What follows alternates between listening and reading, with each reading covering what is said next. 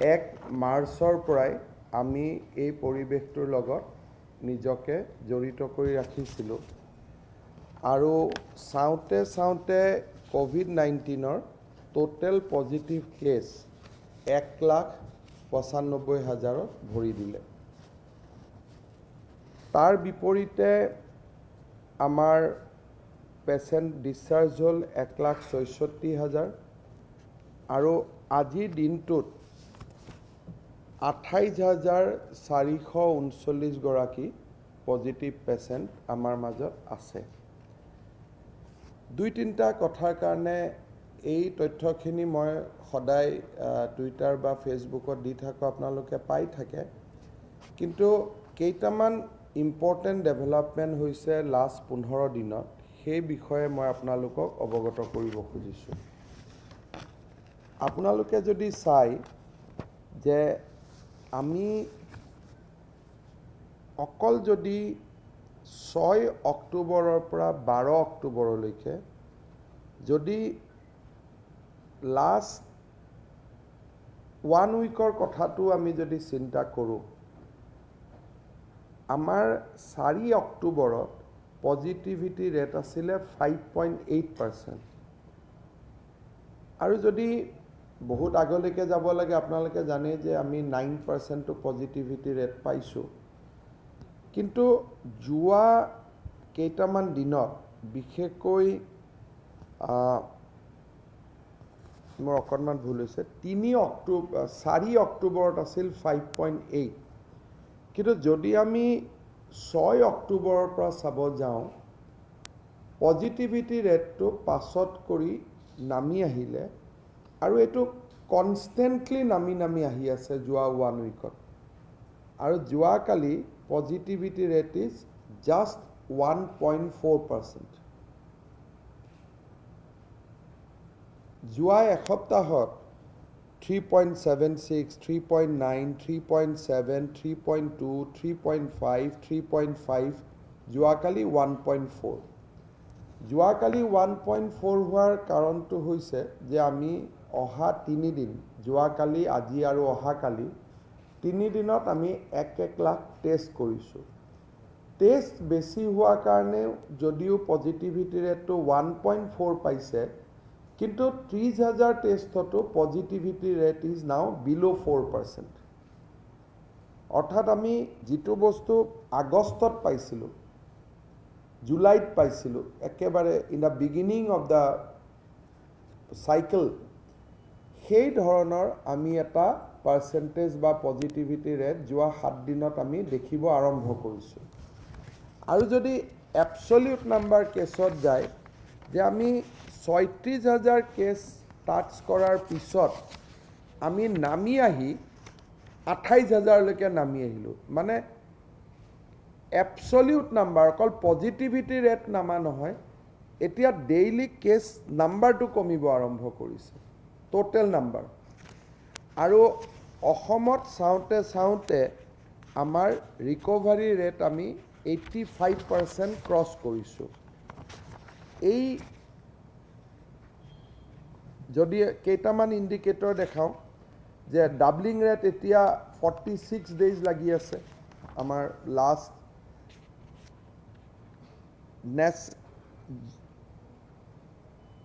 অসমত আমাৰ positivity rate আজিৰ দিনত একজেক্টলি 85%। আৰু আমাৰ টেষ্টটো কোনো গুণে কমা নাই। আজি আমি 40 লাখ টেষ্টত ভৰি দিম, যিটো অসমৰ দৰে ৰাজ্য এখনৰ বাবে সাংঘাতিক বহুত বেছি high performance, because our per million test is now almost 1,14,000। 1,14,000 মানুহক 10 লাখৰ বিপৰীতে 1,14,000 মানুহক আমি টেষ্ট কৰিছোঁ। তাৰমানে পপুলেশ্যনৰ টোটেল 10% ব্যক্তিক আমি টেষ্ট কৰা হৈ গ'ল। আৰু যদি গুৱাহাটী চাব যায়, 6 লাখ লোকক টেষ্ট কৰিছোঁ against A population of 10 lakhs।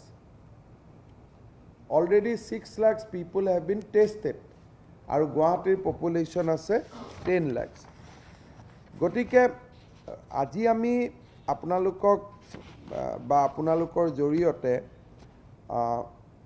আমি ৰাইজৰ লগত কথা ক'বৰ চেষ্টা কৰাৰ মূল কথাটোৱে হ'ল যে another few days or some more days যদি আমি ভিজিলেন্সটো ৰাখিব পাৰোঁ, আমি যদি অলপ সাৱধানতা ৰাখিব পাৰোঁ, first time I am confirming that flattening has started officially. যে অসমত the flattening can be seen, flattening has been started. So এই পৰিৱেশটো যদি আমি ৰখাব পাৰোঁ, তেতিয়াহ'লে আমি ভাবোঁ যে COVID-19 যুদ্ধত আমি এটা ডাঙৰ সফলতা পাব পাৰোঁ। এতিয়া আমাৰ সন্মুখত সকলোতকৈ ডাঙৰ সমস্যাটো হৈছে যে আহি থকা দুৰ্গা পূজা। যদি দুৰ্গা পূজাৰ সময়ত আমি স্বাস্থ্য বিভাগে দিয়া নীতি নিৰ্দেশ আমি পালন কৰোঁ আৰু দুৰ্গা পূজাৰ পিছত যদি কেছৰ ৰাইজ নহয়, তেতিয়াহ'লে মই ভাবোঁ যে আমি বহুখিনি সফলতা লাভ কৰিব পাৰিম। দুৰ্গা পূজাৰ যিখন প্ৰট'কল বা SOP, এই প্ৰট'কলখন আমি আজি ইছ্যু কৰিছোঁ আৰু মই ভাবোঁ যে মোৰ টুইটাৰ একাউণ্টৰ পৰাই হওক, NHMৰ টুইটাৰ একাউণ্টৰ পৰা হওক, আপোনালোকে এই প্ৰট'কলখন লৈ ল'ব পাৰিব। কেইটামান বিষয়ে আমি হাইলাইট কৰিছোঁ। এইটো হৈছে পূজা আমি পতাত কোনো ধৰণৰ বাধা দিয়া নাই। আমি খালি কৈছোঁ যে পূজা পাতোতে জিলা প্ৰশাসনৰ পৰা আপোনালোকে অনুমতি ল'ব। তাৰপিছত আমি দ্বিতীয় অনুৰোধ কৰিছোঁ যে ক্ল'জ পেণ্ডেল নকৰিব। পেণ্ডেল বনোৱাত আমি বাধা দিয়া নাই, কিন্তু পেণ্ডেলটো চাৰিওফালৰ পৰা মুকলি হ'ব লাগে, ক্ল'জ হ'ব নালাগে। আমি সেইটো এটা কথা কৈছোঁ যে ইট শুড বি এডুকুৱেট স্পেচ থাকিব লাগে, এণ্ট্ৰি আৰু এক্সিট গেট দুটা হ'ব লাগে। যিফালেদি এণ্ট্ৰি কৰিছে সেইফালেদি এক্সিট হ'ব নালাগে, যিফালে এক্সিট কৰিছে সেইফালেদি এণ্ট্ৰি হ'ব নালাগে। স্বাভাৱিকতে পূজা কমিটিৰ দায়িত্ব হ'ব যে পূজা মণ্ডপত কোনেও যাতে মাস্ক আৰু হেণ্ড চেনিটাইজাৰ ব্যৱহাৰ নকৰাকৈ প্ৰৱেশ নকৰে। আমি এটা নিয়ম ৰাখিছোঁ যে পূজা যিসকলে ভলেণ্টিয়াৰ্ছ আৰু পূজাৰী থাকিব, তেওঁলোকে কম্পালচৰিলি পূজাৰ আগদিনাখন টেষ্ট কৰিব লাগিব। পঞ্চমীৰ দিনাখন তেওঁলোকে মেইন পূজা কমিটি আৰু পূজাৰ পুৰোহিতজনে পঞ্চমীৰ দিনা তেওঁলোকে ক'ভিড টেষ্ট কৰিব লাগিব আৰু দেৱী মাৰ বিসৰ্জনৰ পিছত তেওঁলোকে আকৌ এবাৰ টেষ্ট কৰিব লাগিব। এইটো কিন্তু একেবাৰে মেণ্ডেটৰী যে পঞ্চমীৰ দিনা পূজাৰীজন পূজাৰ ভোগ আদি বনালে যিকেইজন কৰ্মচাৰী থাকিব, যোগালী বুলি কয়, সহযোগী পূজাৰী বুলি কয়, আৰু পূজা কমিটিৰ দিনে ৰাতিয়ে যিসকলে লাগি থাকিব, তেওঁলোকক জিলা প্ৰশাসনে কম্পালচৰিলি তেওঁলোকক টেষ্ট কৰিব আৰু দেৱী মাৰ বিসৰ্জনৰ পিছত তেওঁলোকক টেষ্ট কৰিব। 2-3টা আমি ৰেষ্ট্ৰিকশ্যন আনিছোঁ যে 10 বজাৰ পিছত পূজা মণ্ডপটো ক্ল'জ কৰি দিব লাগিব।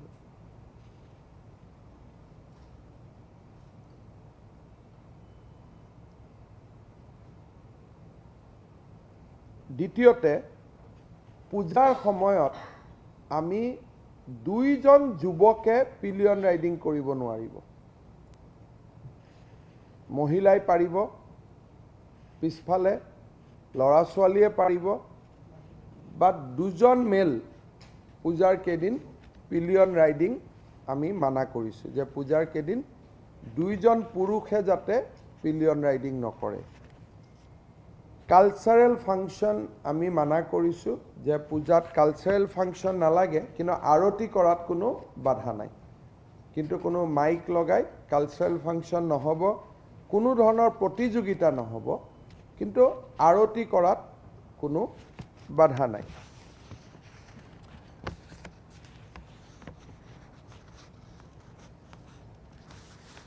ইয়াত অকণমান ৰেষ্টুৰেণ্ট আদি 9টা বজাৰ পিছত পূজাৰ কেইদিন আমি বন্ধ কৰি দিব দিছোঁ, আপ টু 9 আমি ৰাখিব দিছোঁ।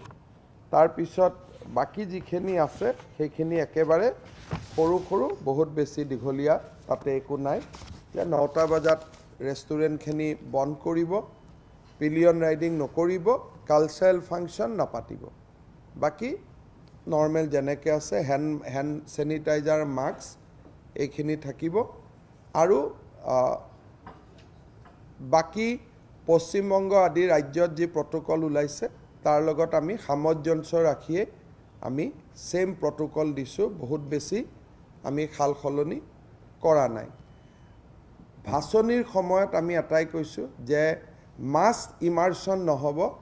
ডিষ্ট্ৰিক্ট এডমিনিষ্ট্ৰেশ্যনে মাত্ৰ এখন প্ৰতিমাহে একে সময়ত বিসৰ্জন দিয়াব আৰু ইমাৰ্চনৰ ডেট 2-3 দিনলৈকে ৰাখিব পাৰিব, যে আজি এখন, কালি এখন, পৰহি এখন, তেনেকৈ অৰ্গেনাইজ কৰিব। আৰু ইমাৰ্চন কৰোঁতে, ভাচনি কৰোঁতে কোনো প্ৰচেছন কৰিব নালাগে।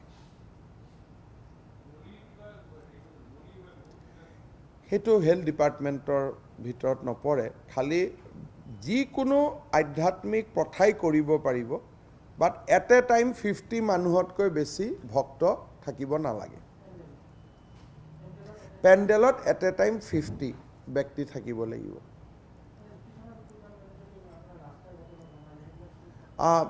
কাৰণ পেণ্ডেল খোলা হ'ব লাগিব, যিখিনি ৰেষ্ট্ৰিকশ্যন আছে বাকী জিলা প্ৰশাসনে চাব। এইখিনি বিষয়ক বাদ দি বাকী আমি বিশেষ একো ৰেষ্ট্ৰিকশ্যন দিয়া নাই। Hand sanitiser, mask, cultural function নালাগে, পূজাৰ কেইদিন পিলিয়ন ৰাইডিং নালাগে, আৰু ৰেষ্টুৰেণ্টখিনি 9টা বন্ধ হৈ যাব। ক'ৰবাত যদি কোনোবা ডিচিয়ে ভাবে যে মই 9:30লৈকে ৰাখিম, সেইটো আমাৰ ক'বলগীয়া নাই। বাট আমি বিচাৰিছোঁ যে বাই 9 ইট শ্বুড বি ক্ল'জ। 3 দিন সাৱধানতাৰ কাৰণে, এই 3 দিন যদি পূজাৰ কেইদিন আমি সাৱধান হৈ থাকিব পাৰোঁ, তেতিয়াহ'লে মই ভাবোঁ যে আমাৰ যোৱা 7-8 দিনত যিখিনি আমি সফলতা দেখিছোঁ, সেইখিনিৰ ধাৰাবাহিকতাটো অব্যাহত থাকিব। গতিকে যদি আপোনালোকৰ কিবা সুধিবলগীয়া আছে সুধিব পাৰে, both on Covid, on Durga Puja protocol.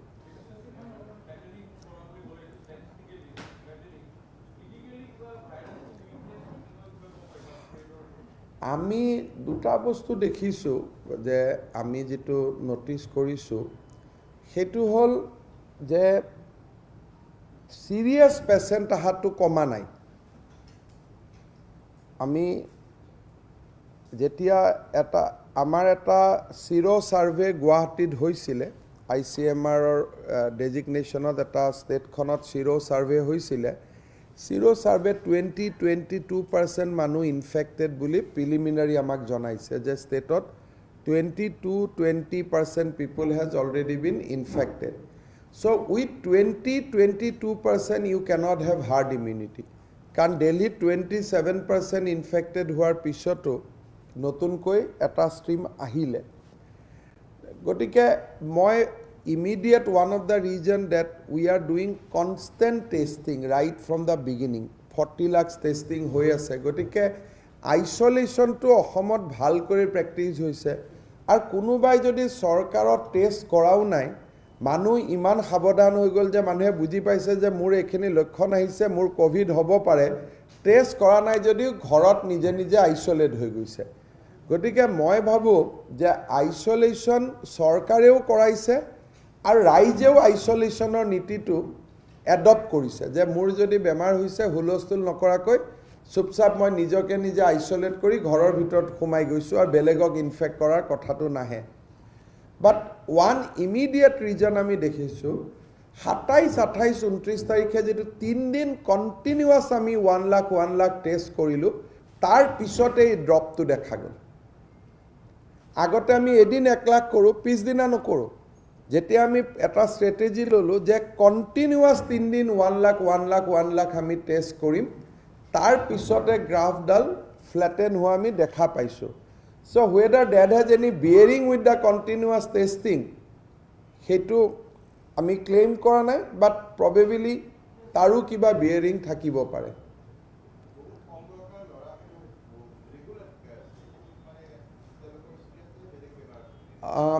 যিখিনি আমি ডেথ অডিট বৰ্ডৰ ফালৰ পৰা যিখিনি আমি জনাইছোঁ সেইখিনিটোতো ক'ভিডত ঢুকাইছে। বাট আদাৰৱাইজো যদি আপোনালোকে ষ্টেটিষ্টিক্স চাব যায়, 900 যদি আমি কৈছোঁ যে ধৰক আজি আমি কৈছোঁ যে 826 গৰাকী মানুহ কোভিডত ঢুকাইছে তে আৰু কিমান ঢুকাইছে এই সময়খিনিৰ ভিতৰত কোভিডৰ লগত ডাইৰেক্ট সম্পৰ্ক নথকা কিন্তু কোভিড বুলি সন্দেহ কৰিব পৰা কিবা কৰিব পৰা আৰু 1000 ঢুকাইছে 1800 সো 1800 যদি আপুনি ধৰি থয় তেতিয়াও our mortality is much below 1%. Even এই সময়ছোৱাৰ ভিতৰত যিমান ডেথ হৈছে হস্পিটালত পানী লগা জ্বৰ লগা কোভিড কিবা kidney problem cancer problem so total death in hospital is 1800 and 1800 and plus গতিকে সেই ফালৰ পৰা অসমত ডেথ ফিগাৰটো মই ভাবো যে ষ্টিল ৱেল উইদিন দা আপুনি 800 ধৰক 1800 ধৰক but it is still within the range of modest বুলি যেটো ক'ব পাৰো যে আমি হাই লেভেলৰ ষ্টেট বিলাকৰ লগত নাই যে 3% 4% আমি কোভিড পোৱা নাই কৈছো যে পোষ্ট কোভিড ভাল হৈ যোৱাৰ পিছত যিমানখিনি আপুনি সন্দেহযুক্ত সব ধৰিব পাৰে এজন মানুহ ক্যান্সাৰত ঢুকাইছে গাড়ী এক্সিডেন্টত ঢুকাইছে তেওঁৰ কোভিড হৈছে আমি তেওঁ গাড়ী এক্সিডেন্টত ঢুকা বুলিয়ে কম নহয় কাৰণ গাড়ী এক্সিডেন্ট হোৱা মানুহ এজনক কোভিডটো চাই পেলাইতো কোভিড ক'ব নোৱাৰি কিন্তু যদিও সেইবিলাকক যোগ কৰি দিয়ে এভৰিথিং যদিও যোগ কৰি দিয়ে ইট ইজ 1800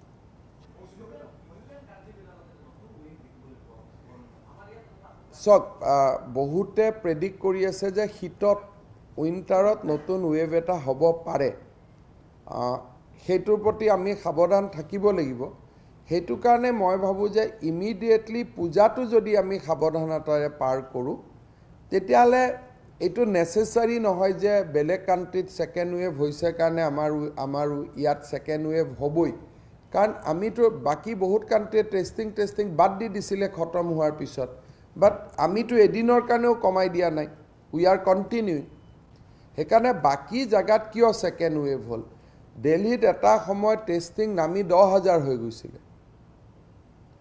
সো টেস্ট যদি আমি ভাবো বেমাৰ ভাল হৈ গল টেস্ট নকৰো it might come back so case flattening hok ba nohok amar jitu goal standard 30000 tests per day we have to maintain that 30000 to ami keneke anu je 30000 we calculate on the 3 crore jodi population hoy 0.1% is 30000 so ami eta standard of 30000 test kori asu so flattening hok kiba hok if we continue with that this 30000 tests per day তেতিয়ালে মই ভাবো যে আমাৰ ইয়াত second wave নাহিব কাৰণ আহিলে প্ৰথম ইন্ডিকেশনতে আমি গম পাই যাম ন এটো আমাৰ কাৰণে শক নহব আমি যেতিয়া গম পাম যে লাহে লাহে পজিটিভিটি বাঢ়িছে আমি তো ৰাইজৰ লগত কথাখিনি শেয়াৰে কৰি দিম বাকি জায়গা টেস্টিং বাদ দি দিছিল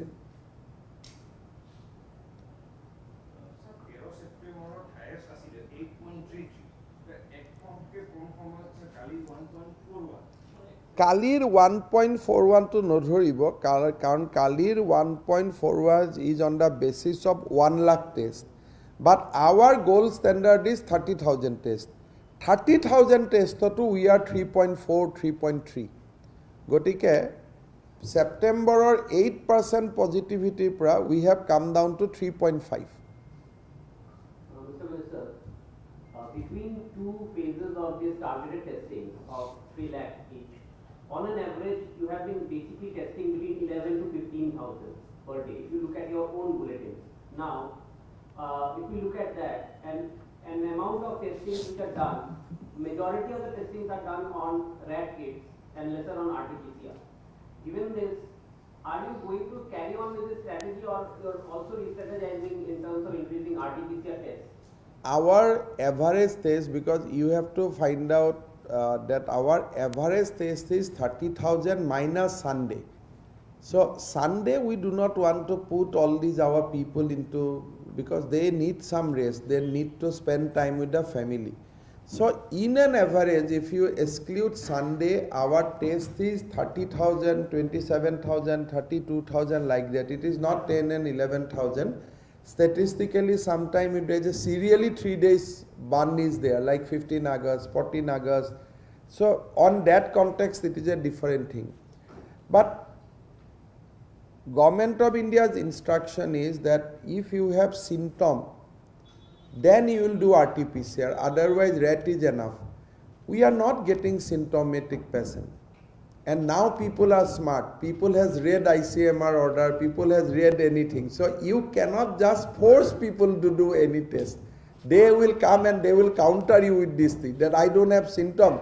Why you are forcing me to do RT-PCR test? So just like now people say test komi goise. If people do not want to do test, how can you force test? So government has not reduced its facility. But only problem is that yesterday there was a day before yesterday there was a function in Guwahati Medical College, BMT transplant. 1,000 people come, we test, nobody is finding positive. Yesterday I met 500 people in my office. I request everybody to do a RAT test. Everybody did RAT test. Nobody is positive. And nobody is having symptoms. So we want to go by the ICMR order that do RAT and symptomatic people, you do RT-PCR. Now as positivity rate has come down, symptomatic patient has also come down. So proportionately RAT test can be increased because you can do on surveillance also. But RT-PCR you can do only with the symptomatic patient. And if COVID-19 is decreasing, where from you will get symptomatic patient? Our strategy is very simple. You do RAT, if you have symptom, you have to give sample for RT-PCR. And we presume anybody coming voluntarily for test, they have symptoms. That is why we are maintaining a RT-PCR level. But we cannot say that we will increase RT-PCR because if you don't have positivity, how can you force people to do test? Yesterday I got a call from America. A lady says that I did my test in America, I'll do that again in Delhi, but don't force me to take swab in Guwahati again.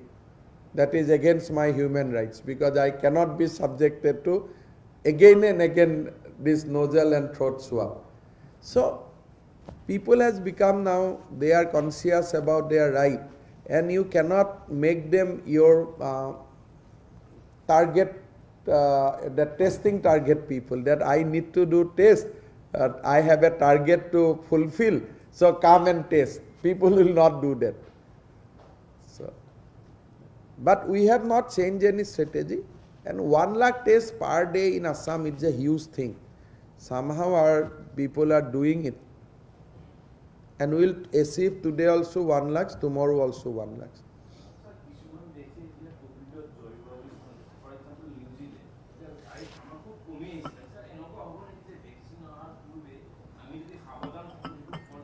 So, যদি আমাৰ পজিটিভিটিটো কমি যায়, Covid এটা বেমাৰ আৰু বেমাৰৰ সৈতে জীয়াই থকাৰ বস্তুটো মানুহে যেতিয়া আয়ত্ত কৰে, আজিকালি সাধাৰণ মানুহে বুজি পোৱা হৈ গ'ল যে যদি অক্সিজেনটো কমি যায় হস্পিটাল যাব লাগে, নহ'লে ঘৰতে থাকিলে হৈ যাব। কিবা এটা হ'লে আমি গুণ নাপালে লগে লগে ডক্টৰৰ তাত যাব লাগে। So মানুহৰ নলেজটোৱে মেইন। যেতিয়া নলেজ বাঢ়িব নিজে নিজে আপোনাৰ ডেথ কমিব, কেছ কমিব। আজিকালি কোনোবা এজন বাপেকৰ যদি বেমাৰ হৈছে বুজি পায় যে মই লুকাই থাকিলে ঘৰৰ ৰুমত থাকিলে মোৰ ল'ৰা ছোৱালী গাত নহয়, আগতে ক'ব নোৱাৰাকৈ মৰমত গুচি যায় ল'ৰা ছোৱালী বা ল'ৰা ছোৱালীৰ ওচৰত গুচি যায়। গতিকে নলেজটো বঢ়াৰ লগে লগে বেমাৰৰ ওপৰত আমাৰ মোৰ বিশ্বাস যে কেছ কমি কমি গৈ থাকিব। সেইকাৰণে ভ্যাকচিনতকৈ নলেজটো ইম্পৰ্টেণ্ট। এনে ভাৰত চৰকাৰে ভ্যাকচিনৰ ব্যৱস্থা কৰিছে। তেওঁলোকে আমাক ফাৰ্ষ্ট ড'জ অফ ভ্যাকচিন কোন মাহত পাম বুলি কৈছে? তেওঁলোকে জানুৱাৰী টু জুলাইৰ ভিতৰত ভ্যাকচিনেশ্যনৰ প্ৰগ্ৰেম ল'বৰ কাৰণে আমাৰ লগত মিটিং কৰিছে আৰু তেওঁলোকে ফ্ৰণ্টলাইন ষ্টাফকে প্ৰথম দিয়াৰ কথা কৈছে। এইকেইদিন ভ্যাকচিনৰ ওপৰতে বহুত ভিডিঅ' কনফাৰেন্স মিটিং আদি হৈ আছে ভাৰত চৰকাৰৰ লগত। নহয়, ফাইনেলি ভ্যাকচিন দিবৰ কাৰণে ডেটটো কোৱা নাই, জানুৱাৰী টু জুলাইৰ ভিতৰত আমাক ভ্যাকচিনেশ্যনৰ কাৰণে ৰেডি হ'ব কৈছে। হয়তো ফেব্ৰুৱাৰীটো হ'ব পাৰে, মাৰ্চতো হ'ব পাৰে, জানুৱাৰীটো হ'ব পাৰে, বাট frontline staff আৰু population above 60 years prioritized for 60 years into finalized for tentatively population above 60 years priority sector, frontline staff priority sector. তেওঁলোকে 4-5টা ভ্যাকসিন আশা কৰে যে by that time Russian vaccine will complete third phase, AstraZeneca will complete third phase, Bharat Biotech will তেওঁলোকে ভাবে 6-7 জাগাৰ পৰা vaccine পাব বুলি. Vaccine can be sourced for 6 to 7 mixed vaccination হ'ব. এটা particular brandৰ vaccination তেওঁলোকে নাপাব. যদি কোভিডৰ ওপৰত নাই তেলে মই দুটা শিক্ষা বিভাগৰ সৰু সৰু ঘোষণা কৰিব খুজিছোঁ. পূজাৰ প্ৰটোকলখন ইভিনিঙত আপোনালোকে পেপাৰ টিভিত যোৱাৰ আগতে আমাৰ NHMৰ টুইটাৰ একাউণ্টত আপোনালোকে পাই যাব. সৰু এটা দুটা কিবা কাৰেকশ্যন আছে মই কৰি দিম. তাৰপিছত এইটো আপোনালোকে বাই 3 PM আপোনালোকে জানে যে আমি ৰাজ্য চৰকাৰে আমাৰ বাজেট বক্তৃতাত যিখিনি আঁচনি কথা আমি কৈছিলোঁ সেইখিনি আমি নিৰন্তৰভাৱে ৰূপায়ণ কৰাৰ কামত আগবাঢ়িছোঁ. বাজেটত আমি এটা কথা কৈছিলোঁ যে ৰাজ্য চৰকাৰৰ অধীনত ভলেণ্টিয়াৰলি কাম কৰি থকা সকলো শ্ৰেণীৰ লোককে আমি কিবা নহয় কিবা এটা এডিশ্যনেল ইনচেণ্টিভ দি আহিছিলোঁ. অংগনবাদী কৰ্মীকো দিছোঁ, সহায়িকাকো দিছোঁ আৰু আশা ৱৰ্কাৰকো আমি দিছোঁ. কম হওক বেছি হওক আমি কিবা এটা চেণ্ট্ৰেলে দিয়াৰ ওপৰত ষ্টেটৰ পৰা আমি যোগ কৰি দিছিলোঁ. কিন্তু মিড ডে মিলৰ ৱৰ্কাৰখিনিৰ ক্ষেত্ৰত আমি আজি ইমান দিনে একো কৰিব পৰা নাছিলোঁ. আমাৰ অসমত আপোনালোকে যদি চাই আজিৰ দিনত আমাৰ 1,18,998 গৰাকী মিড ডে মিলৰ কাম কৰি থকা আমাৰ কৰ্মচাৰী আছে. 1,18,998. ৰাজ্য চৰকাৰে পূজাৰ আগতে সকলোৱে ভাল পাব যে 1 এপ্ৰিলৰ পৰা কাৰ্যকৰী হোৱাকৈ সকলোৰে বৰ্তমানে পাই থকা দৰমহাৰ লগত কিমান পাই আছে এতিয়া আজিৰ দিনত তেওঁলোকে 1000 পাই আছে ভাৰত চৰকাৰে দি আমি একো নিদিওঁ. প্ৰথমবাৰৰ বাবে ইয়াৰ লগত ৰাজ্য চৰকাৰৰ 500 টকা যোগ কৰি দিয়া হ'ব.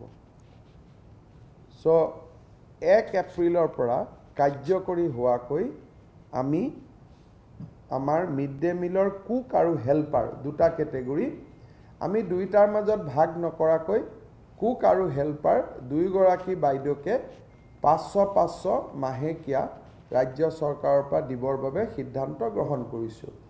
বিত্ত বিভাগে অনুমোদন দিলে.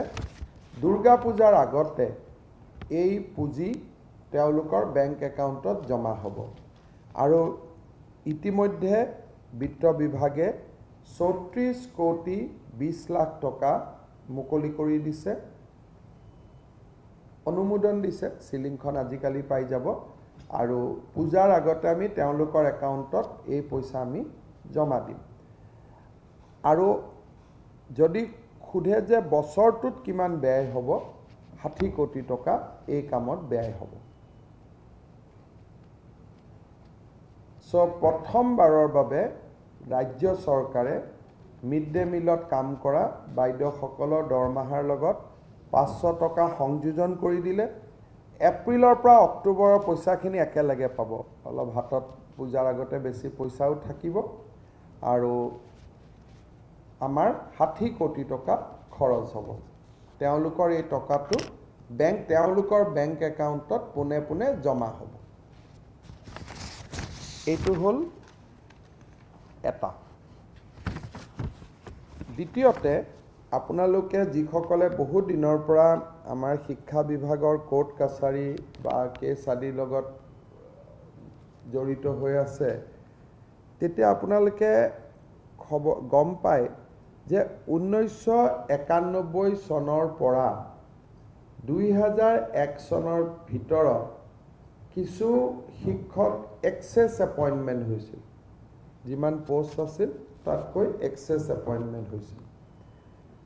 আৰু গুৱাহাটী উচ্চ ন্যায়ালয়ত এটা গোচৰ চলিছিল, Manu Sharma versus state of Assam.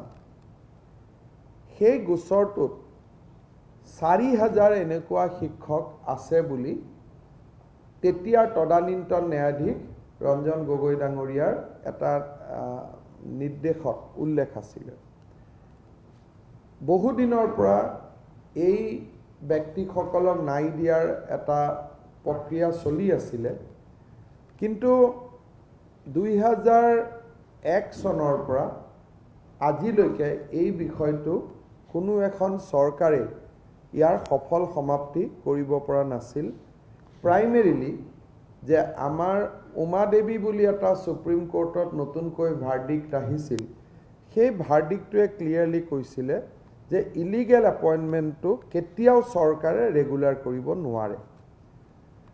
আমি এই মানুহখিনিক যাতে সুপ্ৰিম কোৰ্টৰ ভাৰ্ডিক্টটোৰো সন্মান হয় আৰু মানৱীয় দৃষ্টিভংগীও চাব পৰা হয়, এইখিনি বেলেঞ্চ কৰিবৰ কাৰণে আমি 2014 চনত ডিভিজনেল কমিশনাৰসকলৰ হতুৱাই বিভিন্ন কাগজ পত্ৰ এখেতসকলৰ পৰীক্ষা কৰিছিলোঁ। এটা দীঘলীয়া প্ৰক্ৰিয়া, 2001ৰ পৰা 2014 আহিলে। 14 ডিভিজনেল কমিশনাৰবিলাকে এওঁলোকৰ কাগজবিলাক পৰীক্ষা কৰিলে। পৰীক্ষা কৰি পালে যে কিছুমানে মাজে মাজে দৰমহা পাই আছিলে আৰু কিছুমানক চৰকাৰে ট্ৰেইনিঙতো পঠাই দিছিলে যে আপোনালোকে ট্ৰেইনিং কৰক। তাৰমানে তেওঁলোকৰ চাকৰিটো এক প্ৰকাৰ এটা ফেইট একমপ্লি টাইপ হৈ গৈছিলে।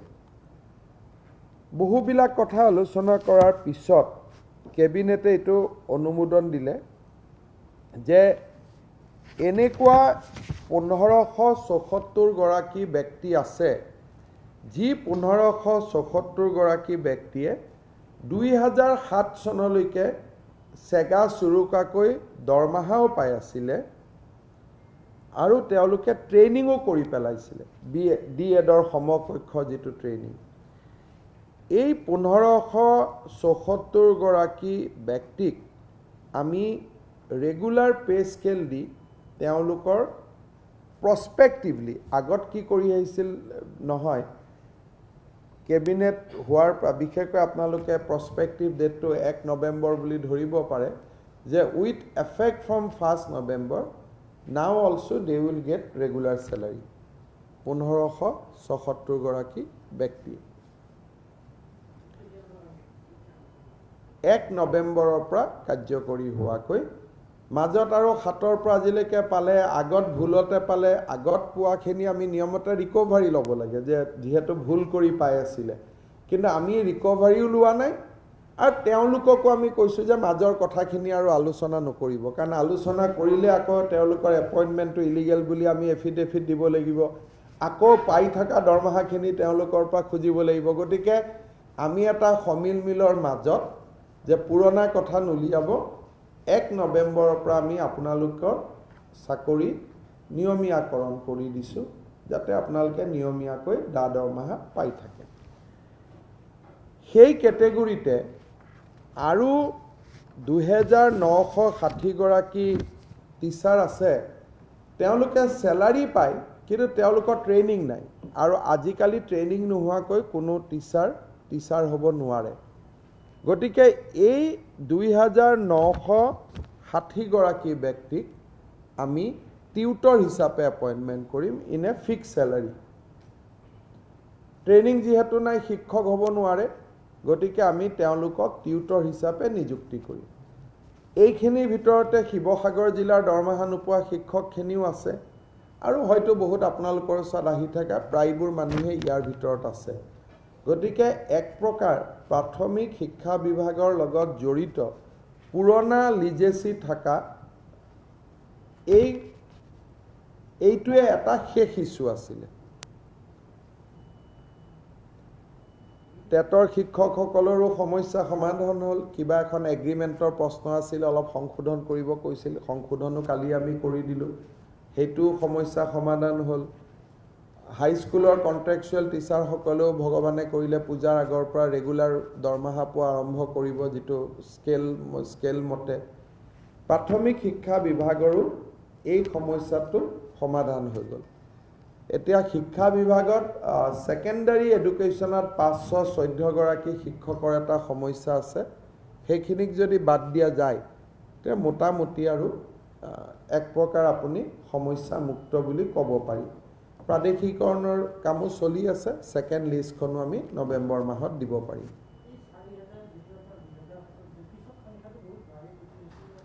11,000 বাঢ়িছিলে, কিন্তু তেওঁলোকে কেতিয়াও দৰমহা পোৱাৰো ৰেকৰ্ড নাই, আৰু যিহেতু এদিনো দৰমহা পোৱাৰ ৰেকৰ্ড নাই, গতিকে চৰকাৰে তেওঁলোকক সুবিধা দিব নোৱাৰে।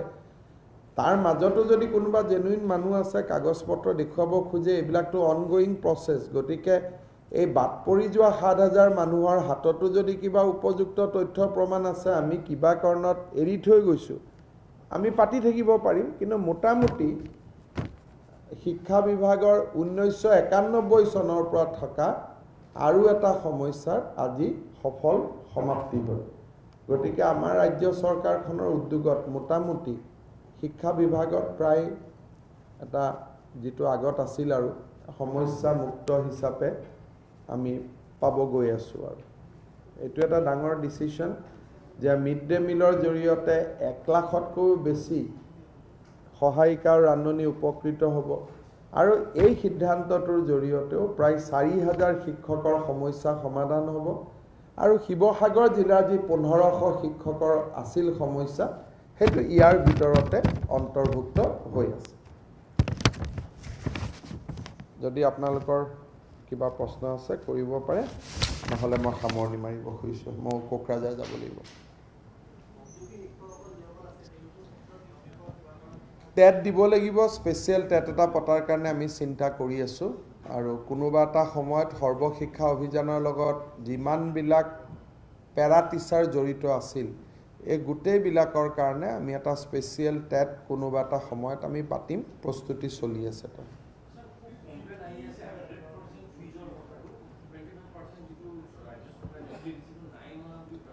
চাওক, আমি এইটো এটা হাইকোৰ্টৰ কেছ আছিল। যিসমূহ স্কুলে এই নিৰ্দেশ মানা নাই, হাইকোৰ্টত যি গাৰ্জেনে কমপ্লেইন দিব খোজে তেওঁলোকে দিব পাৰে, কাৰণ now it is a part of a court order.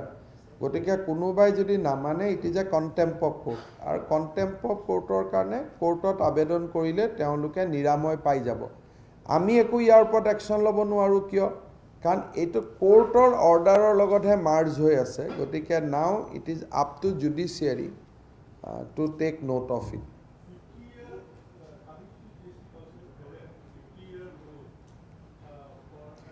আমি 200 কোটি টকা পাম। So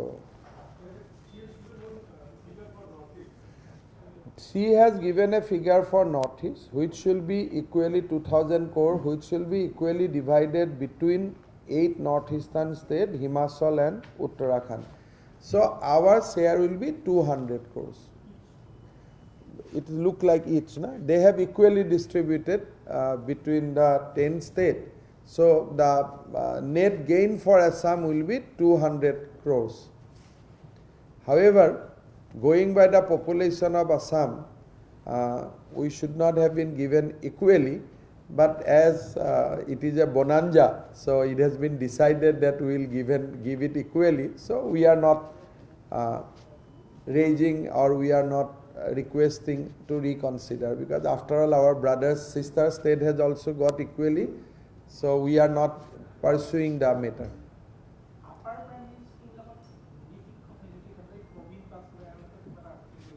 যিমান বিলাক ব্যক্তি হিচাপে মোৰ কৰা সম্ভৱ হয় মই কৰিলোঁ। ইয়াতকৈ বেছি প্ৰশ্ন সুধি থাকিলে কেতিয়াবা ময়ো গৈ মেডিকেলে পাই যাম।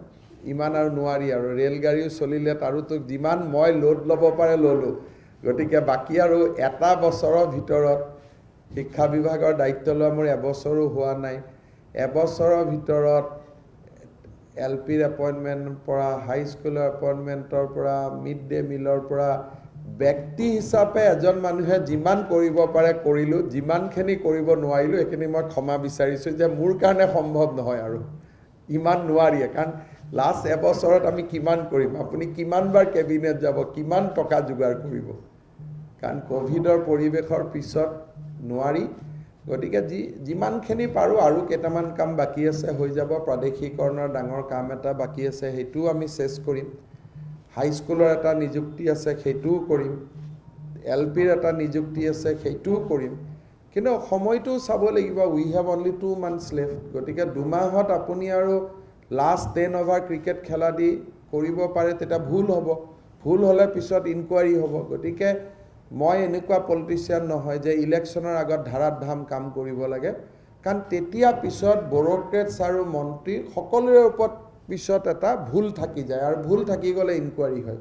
গতিকে মই সেইটোত বিলিভ নকৰোঁ যে ইলেকশ্যনৰ আগত চব কৰি দিব লাগে। আকৌ চৰকাৰ আহিব, আকৌ কৰিম, 5 বছৰত হৈ থাকিব। কিন্তু লাষ্ট মুমেণ্টত নাজানা নুশুনাকৈ য'তে ত'তে ফাইল চহী কৰা বেয়া, আৰু সেইটো কৰিব নালাগে।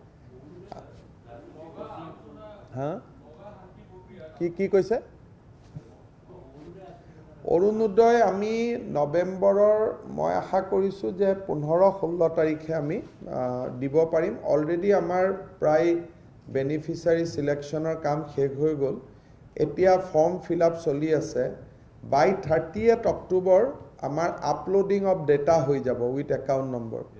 গতিকে আমি ভাবোঁ যে দুটা চেৰিমনিয়েলি নৱেম্বৰ মাহত ভিতৰত আমি অৰুণোদয় আৰম্ভ কৰি দিব পাৰিম। কিন্তু যেতিয়াই নকৰোঁ কিয়, তেওঁলোকে 1 নৱেম্বৰৰ পৰা পইচা পাব। কিবা কাৰণত যদি মিটিংখন ডিচেম্বৰৰ 1 তাৰিখেও হয়, পইচা কিন্তু 1 নৱেম্বৰৰ পাব। Date of effect will be from 1 November. অৰুণোদয়খনো হৈ গ'ল, প্ৰায় 8 লাখ একাউণ্ট আহি গ'ল 20 লাখৰ ভিতৰত। গতিকে সেইটো হৈ গ'ল বুলি ধৰি থ'ব পাৰোঁ। আৰু বিশেষ কোনো গণ্ডগোল তণ্ডগোল নোহোৱাকৈ ৰাইজৰ সহযোগত আঁচনিখন হৈ গ'ল।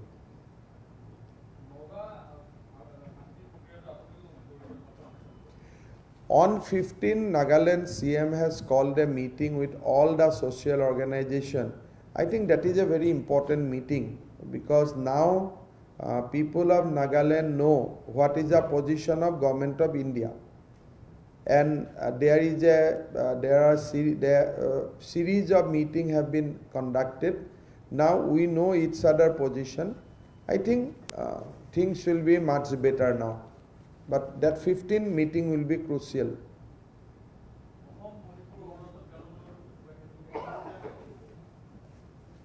I have not seen the agreement.